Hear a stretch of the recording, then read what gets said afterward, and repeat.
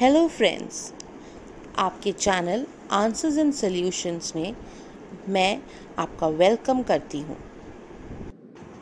आज हम क्लास 10 की बुक फुटप्रिंट्स विदाउट फीट से चैप्टर 9 भोली के बारे में पढ़ेंगे। ये स्टोरी एक सिंपल और इनोसेंट गर्ल भोली के बारे में है। चलिए मिलते हैं भोली से। भोली, जैसा नाम वैसी ही थी वो। वैसे तो उसका नाम सुलेखा था, मगर अपनी इनोसेंस की वजह से लोग उसे भोली कहते थे, जिसका मतलब है सिंपलटन। भोली के फादर रामलाल अपने विलेज के नंबरदार थे और भोली उनकी 4th डॉटर थी। वैसे वो 7 भाई बहनों में सबसे छोटी थी। भोली जब 10 मंथ्स की थी तभी वो एक बार अपनी कॉट से गिर गई और उसके ब्रेन का कोई पार्ट डैमेज हो गया। इसीलिए वो बाकी सब बच्चों से थोड़ी बैकवर्ड थी। अपने बर्थ के टाइम वो बहुत फेयर और प्रिटी थी। जब वो 2 इयर्स की थी तो उसे स्मॉल पॉक्स हो गया था, जिसकी वजह से उसकी फुल बॉडी में ब्लैक पॉक मार्क्स आ गए। भोली ने बोलना थोड़ा लेट यानी 5 इयर्स में सीखा, इसीलिए वो बोलने में थोड़ा पीछे थी, जिसकी वजह से बाकी के बच्चे उसका बहुत मजाक उड़ाते थे। इसीलिए वह बहुत कम बोलती थी। भोली की फैमिली एक प्रॉस्परस फैमिली थी और कोई खाने पीने की कमी नहीं थी। भोली के अलावा बाकी सब बच्चे हेल्दी और स्ट्रॉन्ग थे। रामलाल ने अपने सब बेटों को सिटी में पढ़ने भेजा और अपनी सब बेटियों की अच्छे से शादी करवा दी थी। रामलाल भोली के लिए बहुत वरीड थे, क्योंकि वो ना तो गुड लुकिंग थी और ना ही इंटेलिजेंट और स्मार्ट। इसी रीजन की वजह से वो हमेशा अपने घर में एक निग्लेक्टेड चाइल्ड रही, जिस पर कोई ध्यान नहीं देता था। जिस साल भोली की सिस्टर मंगला की शादी फिक्स हुई थी, उसी साल विलेज में एक प्राइमरी गर्ल्स स्कूल खुला, जिसकी ओपनिंग सेरेमनी के लिए तहसीलदार साहब आए और उन्होंने रामलाल से कहा, आप इस विलेज के नंबरदार हैं और इसीलिए यहाँ गवर्नमेंट के रिप्रेजेंटेटिव हैं। आपको एक एग्जाम्पल सेट करते हुए अपनी बेटी को स्कूल भेजना चाहिए। रामलाल ने जब अपनी वाइफ से कंसल्ट किया तो उसने कहा, आपका दिमाग खराब हो गया है क्या? अगर बेटियों को स्कूल भेजा तो इनसे शादी कौन करेगा? मगर मैं तहसीलदार साहब की बात इग्नोर भी तो नहीं कर सकता। ठीक है, एक आइडिया है। ऐसा करते हैं, हम चंपा की जगह भोली को स्कूल भेज देते हैं। वैसे भी उसके अगली फेस और लैक ऑफ सेंस की वजह से उसकी शादी होनी मुश्किल है। स्कूल की टीचर्स को ही भोली का ध्यान रखने दो। अगले दिन रामलाल भोली को लेकर स्कूल जाने लगा तो पहले तो भोली डरी और बोली, नहीं नहीं, क्योंकि उसे लगा कि उसकी गाय लक्ष्मी को भी कुछ दिन पहले ऐसे ही ले गए थे और फिर उसे बेच दिया। भोली को कभी अच्छे कपड़े नहीं मिले। उसे अपनी सिस्टर्स के गंदे पुराने फटे हुए कपड़े ही मिलते थे। मगर जिस दिन उसे स्कूल जाना था, उस दिन फर्स्ट टाइम उसे अपनी सिस्टर चंपा की एक क्लीन ड्रेस मिली और उसे नहलाया गया। फिर उसके बालों में हेयर ऑयल लगाकर उसे अच्छे से नीड किया गया। तब कहीं जाके उसके स्कूल जाने की एप्रीहेंशन खत्म हुई और उसे लगा कि वो कोई अच्छी जगह जा रही है। जब वो स्कूल पहुंचे तो वहां ऑलरेडी बच्चे बैठे थे। रामलाल ने तो बस टीचर को भोली को पकड़ाया और वहां से चले गए।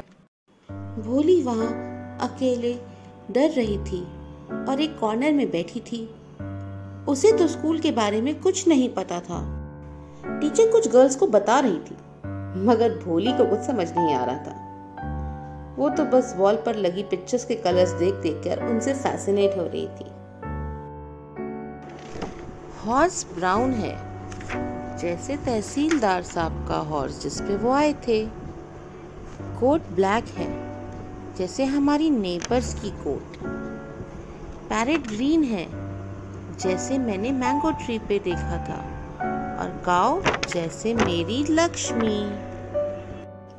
तभी उसे एक आवाज आई, तुम्हारा नाम क्या है? ब ब ब ब ब ब ब ब और भोली रोने लगी।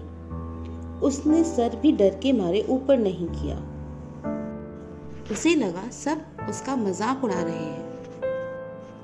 स्कूल खत्म होने के बाद टीचर ने भोली को बुलाया और बड़े प्यार से और सॉफ्टली उससे बात करी। जिस तरह टीचर ने भोली से बात की, उस तरह किसी ने भी उससे पहले बात नहीं की थी। कोई कमांड नहीं, बल्कि एक फ्रेंडली सजेशन, और उसकी आवाज में एक पेशेंस और मिठास थी। भोली, अपना नाम बताओ।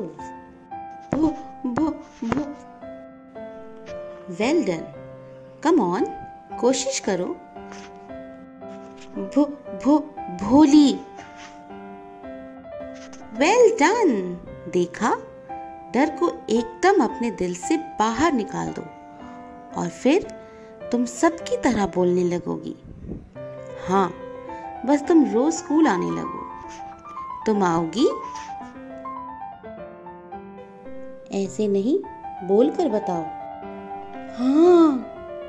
टीचर ने भोली को एक बड़ी बुक दी और कहा, देखो, 1 मंथ में ही तुम इसे पढ़ने लगोगी। फिर मैं और बुक्स दूंगी और धीरे धीरे तुम बिना डरे और स्टैमर किए अच्छे से बोलने लगोगी। भोली अपने स्कूल के फर्स्ट डे से बहुत खुश थी। उसे नई होप और नया कॉन्फिडेंस आ गया था। बहुत साल बीत गए और ये विलेज एक स्मॉल टाउन में बदल गया। भोली के लिए एक मैरिज प्रपोजल आया, भिशंबर का। भिशंबर भोली के फादर की एज का था। वो लिम्प करता था और उसके बड़े बड़े बच्चे थे। मगर भोली के पेरेंट्स ने ये प्रपोजल इसलिए एक्सेप्ट कर लिया क्योंकि वो दूसरे विलेज से था और वो भोली के पॉक मार्क्स और उसके लैक ऑफ सेंस के बारे में कुछ नहीं जानता था। उसकी एक बिग शॉप, ओन हाउस और अच्छा बैंक बैलेंस था। और सबसे अच्छी बात थी, वो कोई डाउरी भी नहीं डिमांड कर रहा था। भोली के फादर ने अपनी वाइफ से पूछा, भोली क्या कहेगी?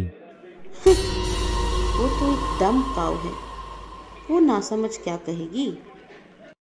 मैरिज का दिन आ गया और ऐसी शादी का प्रोसेशन देखकर भोली की सिस्टर्स और रिलेटिव्स जेलस हो रहे थे। गले में गार्लैंड डालते टाइम भोली का घूंघट यानी वेल थोड़ा सा स्लिप हो गया और भिशंबर ने उसका एक क्विक ग्लांस यानी एक झलक देख ली और वो वहीं रुक गया। उसने रामलाल से 5000 डाउरी की डिमांड की और बोला, अगर मैं ऐसे फेस वाली लड़की से शादी करूंगा तो इतनी डाउरी तो लूंगा ही लूंगा। बेचारे रामलाल के बहुत रिक्वेस्ट और प्लीड करने पर भी भिशंबर नहीं माना। सो एंड में रामलाल ने उसे 5000 रुपये दे दिए। मगर जैसे ही भिशंबर भोली के गले में दोबारा गार्लैंड डालने लगा, भोली ने लाइटिंग स्पीड से गार्लैंड पकड़ी और फायर में डाल दी और अपना वेल थ्रो कर दिया और लाउड और क्लियर आवाज में बोली, पिताजी, अपने पैसे वापस ले लो, मैं ये शादी नहीं करूंगी। भोली, तुम पागल हो गई हो क्या? क्या तुम्हें अपनी फैमिली की इज्जत की कोई परवाह नहीं? इस इज्जत की वजह से ही तो मैंने शादी करने के लिए अग्री किया था। मगर अब मैं इस मीन, ग्रीडी, कावर्ड और धोखेबाज आदमी से शादी नहीं करूंगी। नहीं नहीं नहीं। सारा का सारा क्राउड आपस में बातें करने लगा।